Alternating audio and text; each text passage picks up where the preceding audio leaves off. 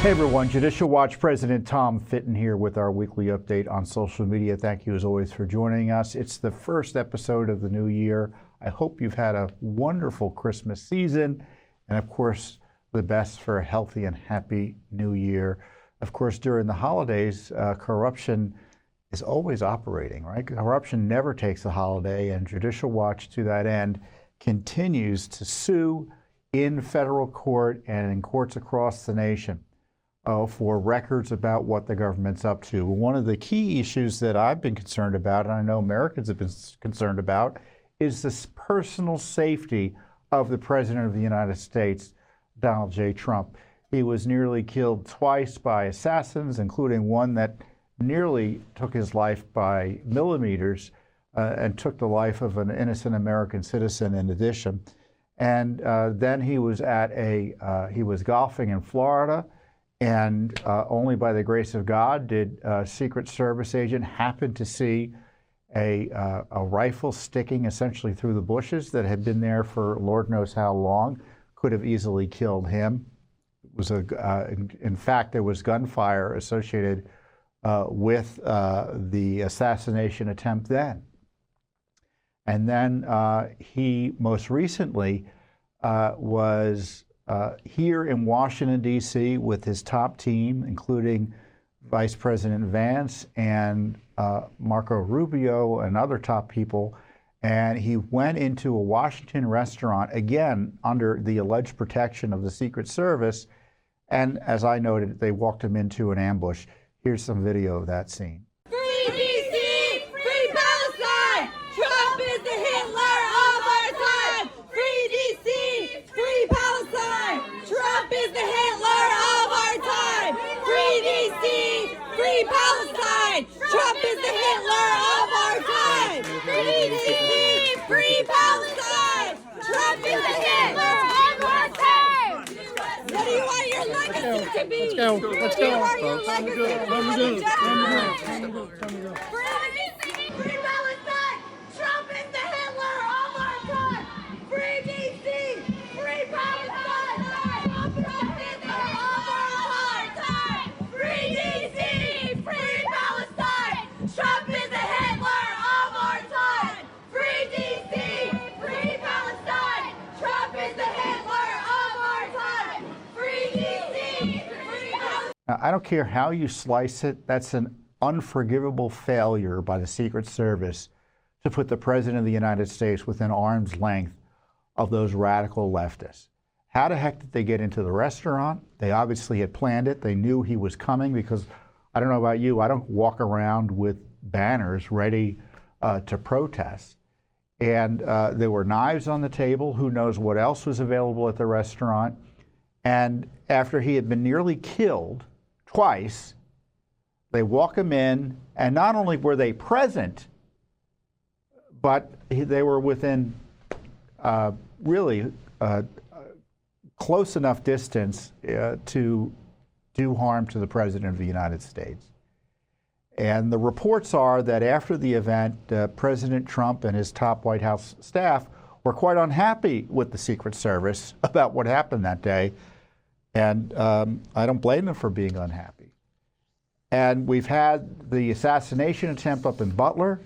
The FBI has been hiding records since then about it. So is the Secret Service. We are in litigation over that. Why are they hiding records about the Butler assassination attempt? Is the investigation ongoing? I don't think so. Why are they hiding records? Why is the Secret Service hiding records about the Butler assassination attempt? It's because they want to cover their failures. And I haven't seen much in the way of congressional investigations into the Secret Service's failures in that regard. And this is why Judicial Watch, again, steps into the breach, steps into the gap to provide leadership to find out what went on. And we asked for records about that incident at the restaurant, where the president was walked into an ambush of leftists in a way that put him at risk that should never have occurred. And we filed for records about the issue, and we've gotten the runaround.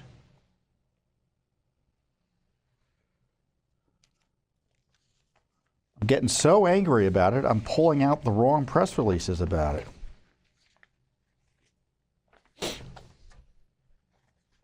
Oh, here it is.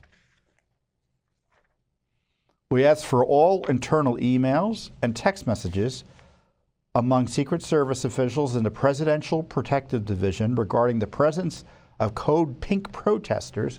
Code Pink is a radical leftist group appearing at Joe's Seafood Prime Steak and Stone Crab restaurant here in Washington, D.C. on the evening of September 9th, 2025, while President Trump and other officials arrived to dine there. And we asked for these records, and of course, we've gotten no response. We filed the request the day after it happened,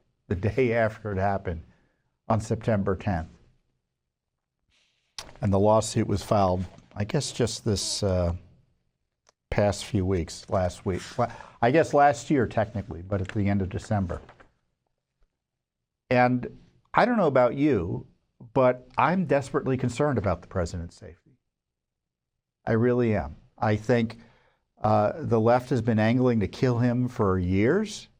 Remember, the Democratic Party and the Congress wanted to deny him Secret Service and effectively put him at risk for being killed. Joe Biden's gang denied him adequate protection during the campaign. And then, of course, you've got the basic incompetencies and the DEI approach of the Secret Service that has placed him further at risk. And that's why we're asking for the questions, because I think it's important that we highlight the fact our president's at risk. The left killed Charlie Kirk. They're not backing off. In fact, they're celebrating his death.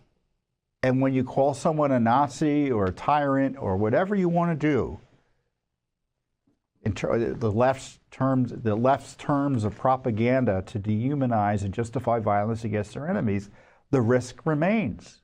And do I think the Secret Service is up to the task? I don't.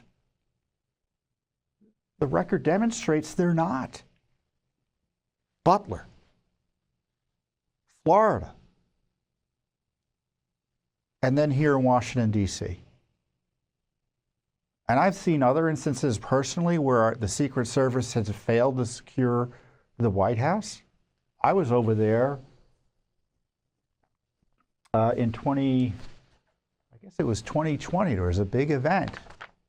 And it was clear the Secret Service hadn't secured the White House properly. It was open to the public as far as I could tell, just outside the gates.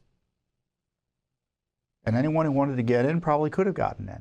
And I was concerned then for the president's safety. Because you remember, all the leftists were agitating around the White House property around that time. You remember they wanted to get in and kill President Trump. So this is a long-standing issue, and the Secret Service is an agency that is a mess, to put it charitably. And Judicial Watch has been second to none in trying to expose the failures of the Secret Service. I mean, we exposed how the Secret Service leadership hung their agents out to dry as President Biden was allowing his dogs to bite them. I think there were 25 incidents we helped uncover through our FOIA litigation and as a result of whistleblowing from the Secret Service. Imagine working at a company where the boss allowed their dog to attack 25 employees. That's what was going on at the Secret Service. And what was the response of the leadership? Don't say anything about it. And then there was an incident up in Massachusetts where at Obama's mansion, his seaside mansion, his chef died in a pond. Secret Service blew that investigation as well, blew that rescue because they didn't have the equipment necessary. They went to the boat, one wasn't working. The second one I don't think was working as well, and they had to get the groundkeeper's boat to go and search for the poor guy, the poor Obama chef who died.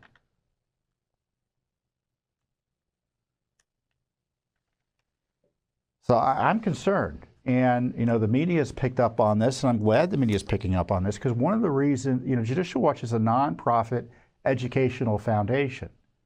So what we do is we use litigation, use lawsuits to educate the public about what this government's up to, both the good and, well, mostly the bad, because it's usually up to no good or failing the taxpayer and putting lives or rights at risk. And that's true about the Secret Service. And you can see the New York Post picked it up as well. Watchdog group demands answers after unbelievable Secret Service lapse by Trump team. There you have a picture of the incident.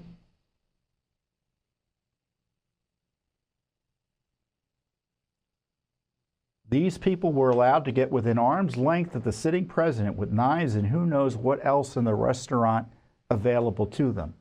A former FBI assistant director, Chris Swecker, called the incident an unbelievable security lapse. I can't believe they would let random people sit in that close proximity to them. That's crazy. That's like the days when Abraham Lincoln would ride down Pennsylvania Avenue in his coach and buggy with no protection. So this is a concerning issue. There are a few issues here. There's the fundamental issue of the Secret Service's inability to do its job, which is to protect the President of the United States. It's failed repeatedly. And thirdly, there's a cover-up of that failure. And that's where what we've been highlighting in federal court. This isn't the only federal court case over the failures of the Secret Service. And more's coming. I mean, they let someone with a gun get into a golf facility where the president was at. We're getting a stonewall on that as well. So Congress isn't doing anything. The media obviously hates Trump and would be happy to see him go, so they don't really have much of an interest in holding the Secret Service accountable. So it's up to Judicial Watch again. So I'll let you know if we get anything. But Secretary Noem, I suggest you ask your colleagues who work for you, why are they stonewalling Judicial Watch's request about this? Really outrageous. So pray for the president's safety in the meantime, because this city is dangerous. And if I were him, to be clear,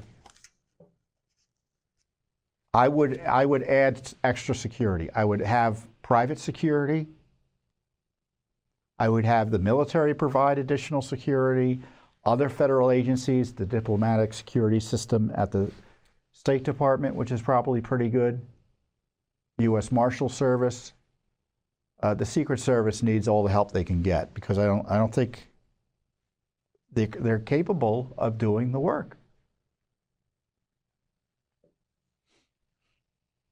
We're supposed to forget he was almost killed under their supposed protection.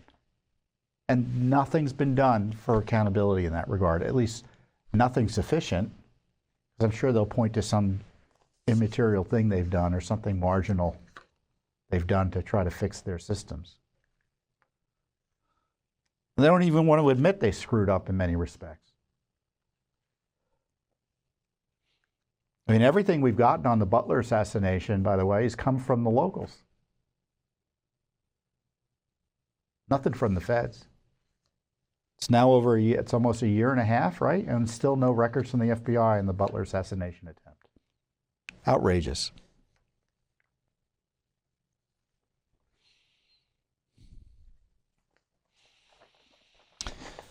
You know, some of the most disturbing records I've ever seen at my time here at Judicial Watch has been records concerning the purchase and use of fetal remains, basically the body parts of aborted unborn human beings, paid for with your tax dollars. And we've investigated and uncovered information that should shock the conscience of any American. Yet we fund it at the federal level. Not only have we funded it, but it looks like we continue to fund it. And what goes on is that we pay for baby parts, the organs, the skulls, the skin, you name it, of babies. And we've previously uncovered up at the University of Pittsburgh, they've got basically a chop shop. And they highlight their saw used to cut apart unborn human babies. And does it get any worse than that in terms of what a society does to its young? I mean, abortion's bad enough. But then we monetize the killing of babies and incentivize the killing of babies by pretending we need it.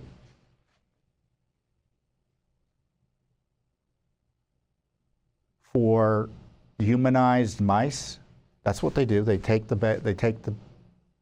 bodies, and they try to basically create little Frankenstein mice. It is grotesque. And I talked about this, some of the work we've done in this area a few years ago. Listen to what I had to say. And they're hard to describe. When you see an invoice, let me pull one out here. Thymus, second trimester. Liver, second trimester. The fee for each is blacked out, $750, paid via Visa.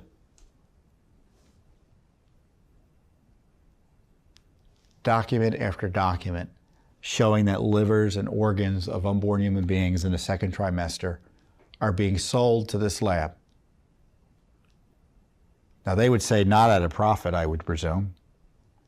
That deserves further investigation, and frankly, it ought to be under criminal investigation. But really disturbing material. And I tell you, we've got all the documents here. You can go through and see document after document. It is a catalog of horrors that I've never seen before here at Judicial Watch. That was several years ago. You can tell I'm a little less gray then. But we still fund it. And the Trump administration is, to its credit, announcing they're going to curtail certain funding of this type of research. And of course, the left is apoplectic. But right now, the money's going out the door, as best I can tell. And looking at the University of Pittsburgh, we're still demanding records for what they've been doing over there. Because, of course, the Biden gang had zero interest in curtailing this. And so we sued for records under the Freedom of Information Act after we filed a FOIA request earlier this year for all documents and communications of officials in the Office of Extramural Research concerning the final research performance progress report of a specific program at the University of Pittsburgh. And we sued HHS over it. And here is the, let me bring up the lawsuit. No, that's not the one.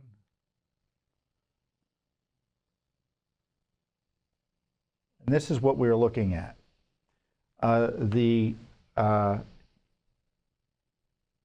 It's a human, it's a genital, urinary, reproductive and urinary development molecular anatomy project that receives funding from the National Institutes of Health, NIH. The abstract for the project number we were interested in receiving is titled University of Pittsburgh as the GUD-MAP Tissue Hub and Collection Site. The fiscal year 2016 grant for $600,000 supported the procurement, processing, and distribution of human fetal tissues. And this is how they described the project in their own words. The Health Sciences Tissue Bank at the University of Pittsburgh has been involved in human tissue procurement for over 18 years. So almost 20 years of trafficking the body parts of human beings killed by abortion. Accruing fetal tissues. The fetal tissue has been in place since 2005, the program. They say they have the infrastructure for dissecting specimens and collecting different tissue types. In this calendar year, we've dispersed over 300 fresh samples collected from 77 cases. Okay, let me try to translate that. If I'm reading it correctly, there are 77 dead babies who were cut up and their remainders, their body parts were sent out, either used internally or sent to other institutions. Hundreds of places. The collections can be significantly ramped up. They want to ramp it up, as material could have been accrued from as many as 725 cases last year. So they're complaining they didn't mutilate the bodies of 725 unborn human beings killed by abortion, as opposed to just 77. And then they talk about how they can isolate the urogenital system. It's the first time I've used that phrase or seen that phrase, genital system. Kidneys, urethras, and bladders from various developmental ages, 6 to 24 weeks. 24 weeks. Look up what a baby's development is at 24 weeks. It's like something out of Dr. Mengele. It really is.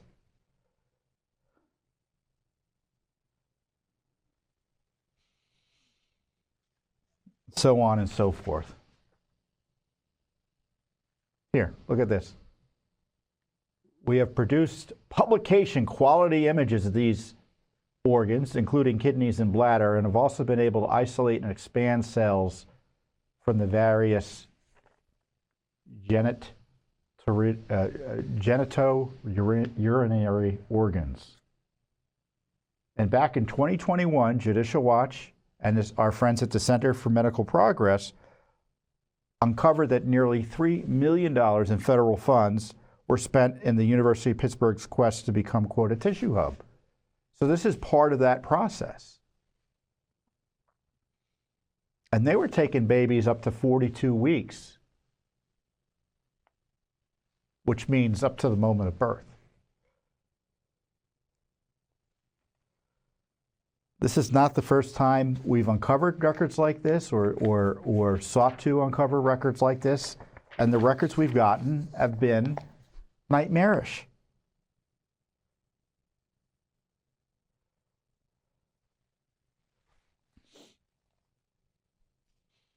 In September, let's go back and look at some of this other stuff here.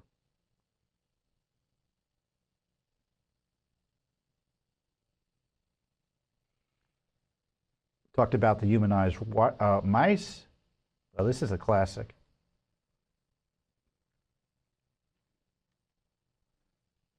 Look at this headline. Does it get any worse than that? I mean, do you even want to hear the details of that?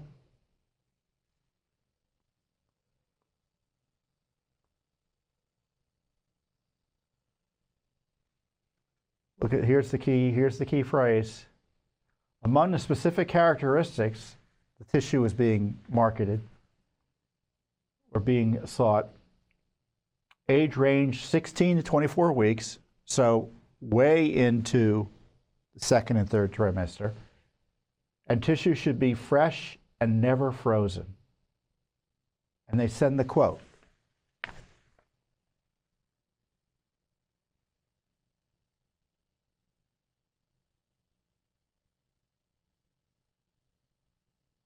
Now, there are questions about whether it's all legal, because there's a profit. It's in violation of the law. And I don't know what the Justice Department has done under Trump, obviously not under Biden. And I mean, because some of this was uncovered by Judicial Watch in the first Trump administration. The Trump administration tried to turn the spigot off. But obviously it continued into the Biden administration, or continued with the Biden administration, and now the Trump people are trying to turn it off again.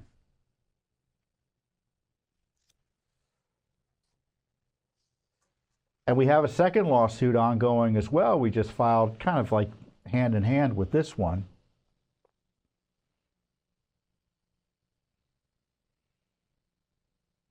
Because based on the prior work by our friends over at David Delatin at the Center for Medical Progress, who you may recall uncovered, used videos to uncover the seeming sale of the body parts of unborn babies killed by abortion by Planned Parenthood. There were concerns that there should be criminal investigations about this. And Senators Grassley and Lindsey Graham of the Senate Judiciary Committee asked the Justice Department to do something about it. And we want to know what they did. So we sued for information about what, if anything, they did. Specifically, did they tell the senators, hey, we got your letter, we're going to try to pursue these claims that these organizations such as Planned Parenthood were in the business of trafficking human body parts in violation of law.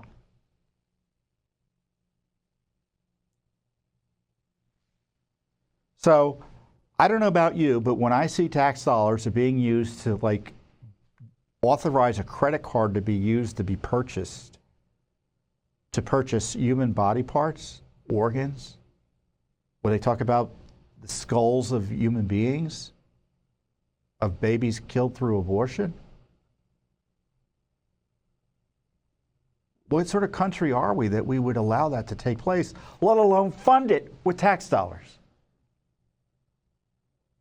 So yeah, we began doing this work in 2021, and it's 2025, and as far as I'm concerned, we're never going to stop. Either exposing what went on, highlighting what may be going on, and making sure it just doesn't happen.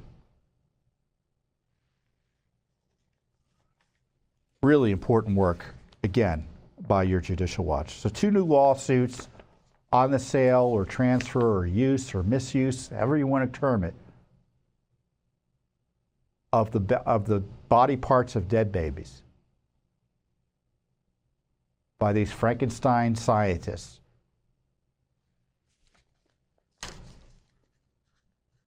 Humanized mice. Humanized mice. That's all you need to hear, isn't it?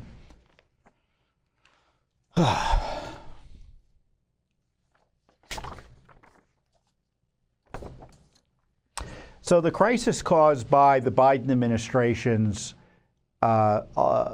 basically mass invasion program continues to reverberate.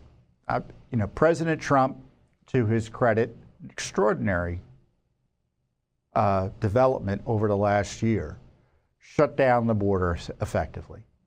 We were told that could never happen. That's impossible to happen. You can't shut down the border. It's just too difficult. Well, he shut the border down, and he's taken unprecedented efforts. He would say they should be doing more, and they will be doing more thanks to increased funding, to deport those who are here illegally and encourage others to self-deport. But in the meantime, we need to figure out who's here, who the bad guys are.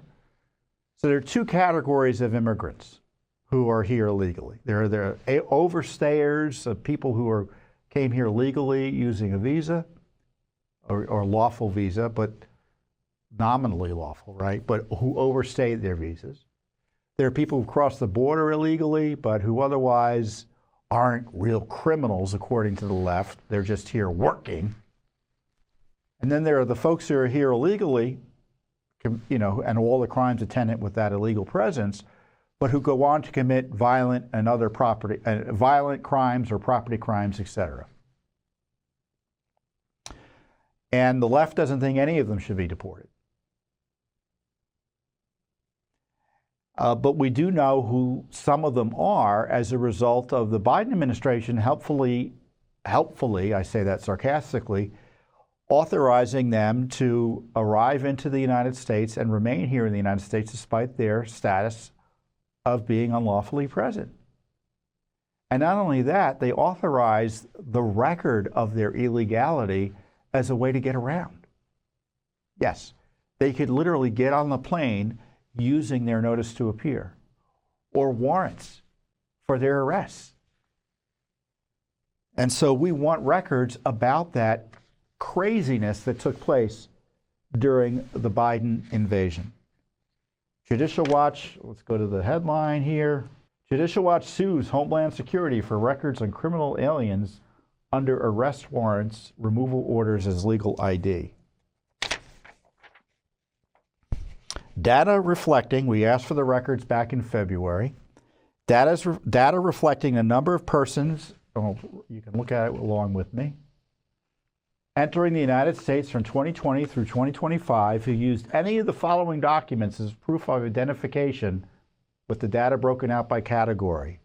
Warrant for arrest of alien, warrant of removal deportation, order of removal on recognizance, which is basically we let you out and you come back when you're supposed to, when we tell you to. Order of supervision, notice to appear, arrival and departure form, and or alien booking record. So essentially evidence of criminal conduct. ICE forwarded Judicial Watch's request to USCIS, Citizen and Immigration Customs Enforcement, Citizenship and Immigration Services, and forwarded to U.S. Customs Border Protection, but no records have been forthcoming. In January of 2022, the Biden administration admitted that the Transportation and Safety Administration was allowing illegal immigrants to use arrest warrants as an alternative form of identification to board commercial airlines. As Josh Hawley indicated in the letter, the point of an arrest warrant is for police to actively seek out and apprehend criminals. However, you now confirm that illegal aliens may present arrest warrants to federal officials to board commercial aircraft. So, first of all, it put the flying public at risk. It allowed criminals on the planes. Think of all the Americans who have been put on no-fly lists or watch lists. Tulsi Gabbard, for instance. And the Biden gang was allowing illegal alien criminals, the worst of the worst in some cases, to board planes. No wonder they come here. No wonder they came here. Because under the Biden administration, and frankly, administration prior to the Biden administration for decades, once you got here, you faced virtually no serious risk of being deported. No serious risk of being deported. And the Biden people were not only letting people in, engaging in the largest human trafficking operation in the history of humanity, they were allowing the record of their criminality to be the basis to get them on the plane, to go to your hometown. I don't care where you are, you've got aliens who are unlawfully present in your hometown.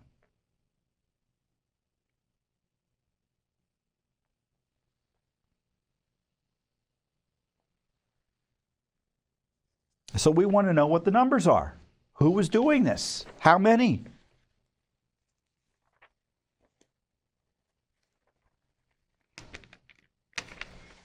And I know that the DHS has got a lot of work to do, but they also got to be transparent about what the issues are here.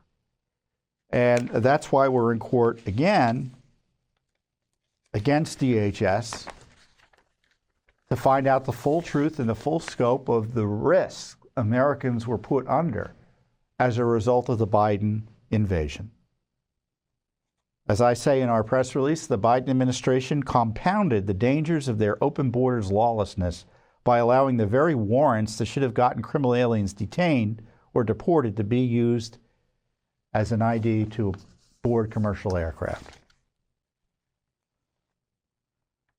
So we have numerous other Freedom of Information Act lawsuits to try to get the full truth of the Biden invasion, to expose sanctuary cities like in Boston and in Chicago.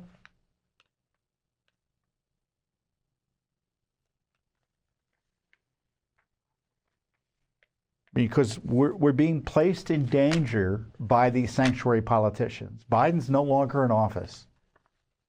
So thank God there's a new administration that's taking this issue as seriously as it should be. But in the meantime, you have sanctuary cities, for example, releasing thousands of people onto the streets who are deadly dangerous to citizens, even though they are illegal aliens who've committed crimes. We just exposed,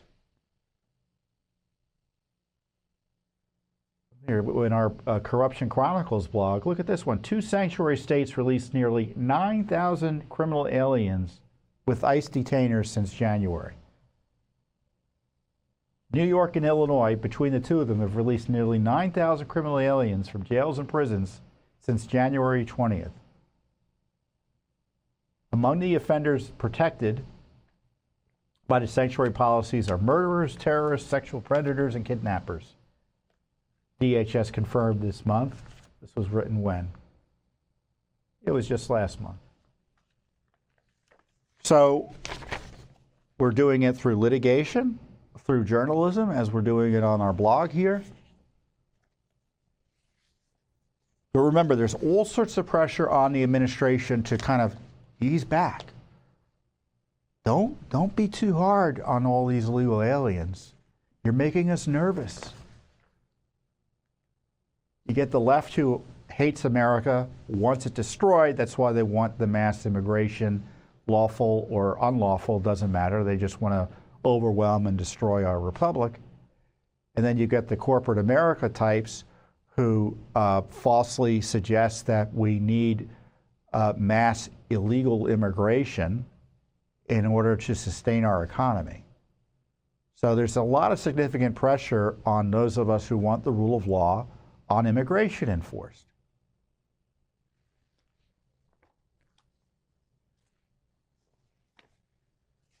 You know, people say, well, there's a big debate about immigration. Actually, there isn't a debate about immigration. Now, I know there's a debate in the media and such, and I know people have opinions, but the way we resolve debates about what our policy should be is by looking to the law. And the debate has been resolved under our system of government. You're not supposed to be here illegally, and you should be deported. That's what the federal law says. If you're here illegally, you should be deported. That's how the debate's settled. And the Biden administration ignored the rule of law. Many administrations have done that previously, and it's got to stop because people are dying. Our country is being harmed. Our national security is being harmed. Taxpayers are being gouged.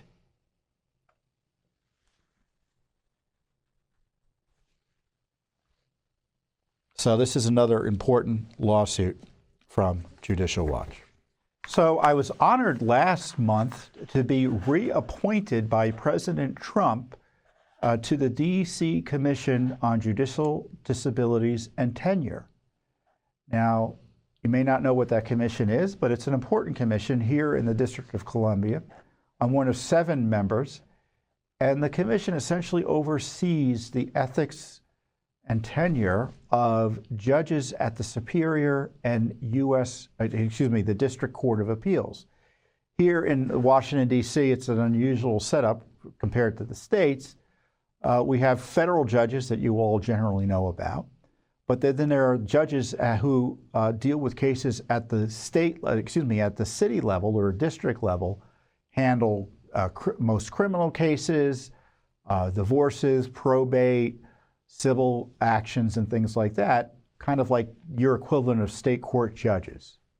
And what's unusual about those judges is that they are appointed by the president, confirmed by the Senate, and they have a term of 15 years. And after that term ends, they can be renewed for 15 more years, and our commission makes recommendations or renews those terms. It's a very, very unusual set of issues there. And on top of that, we also have the ability to remove judges for misconduct. So I was appointed first by President Trump to this commission in 2000. So my term ended this year, and the president renewed and reappointed me. So it's a distinct honor, obviously, to be appointed to anything by a president of the United States. So I will be part of a team or part of a group of commissioners advising now 3 presidential administrations, the first Trump administration, and then the Biden administration, and then now again the Trump administration on judicial issues and ethics issues here in the District of Columbia. The District of Columbia Commission on Judicial Disabilities and Tenure was established by Congress to review complaints of misconduct against judges of the District of Columbia courts. The Commission's authority includes reappointment evaluations, as I discussed, and then fitness reviews for senior judges, because after judges retire, they can serve as under the law for some work to help the courts out here in the district. And as I noted in the statement I issued with respect to the appointment, I thanked President Trump. I said I'm honored and humbled by his confidence. And of course, I'm not leaving Judicial Watch. This is a volunteer appointment. It's quote, part-time. And I look forward to my continued work with my fellow commissioners to maintain public confidence in an independent, impartial, fair, and qualified judiciary and enforce the high standards of conduct judges must adhere to both on and off the bench. Our nation's capital needs the best possible courts, especially in light of the public safety concerns that have gained national attention. And I do think it's a major public safety issue, at least a significant part of our work. I mean, making sure judges are doing their job is inherently a public safety issue. And I've taken stances against particular judges getting reappointed for 15 years because I've had concerns about their approaches on public safety. Now, I'm only one of 7 commissioners, so my stance has been a voice of one, essentially.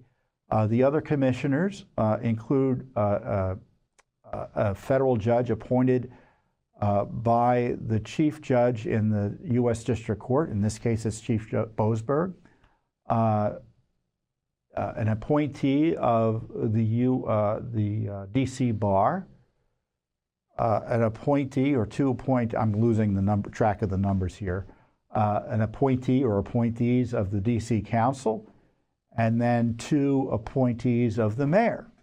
And so I've worked with all the commissioners. We don't share probably views much on politics, and sometimes on these judges, whether they should be renewed or not.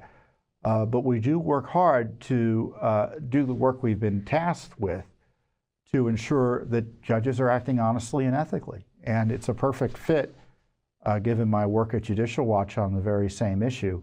And as I said, it's a distinct honor to be appointed by the President of the United States to help police judges here in the District of Columbia. And there are many good judges here in the District of Columbia. There's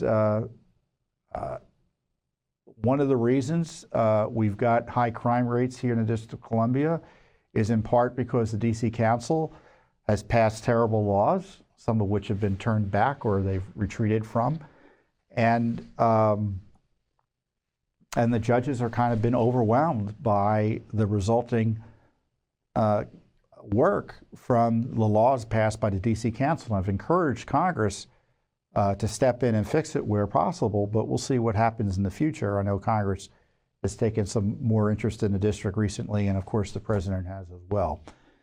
So again, thank you, President Trump, for the vote of confidence, and I'm humbled and honored, and so I'll be doing this work as a commissioner here in the district for the President of the United States for 5 more years. So with that, I again wish you the best for a happy and healthy new year, and I encourage you to begin the new year with a contribution to Judicial Watch.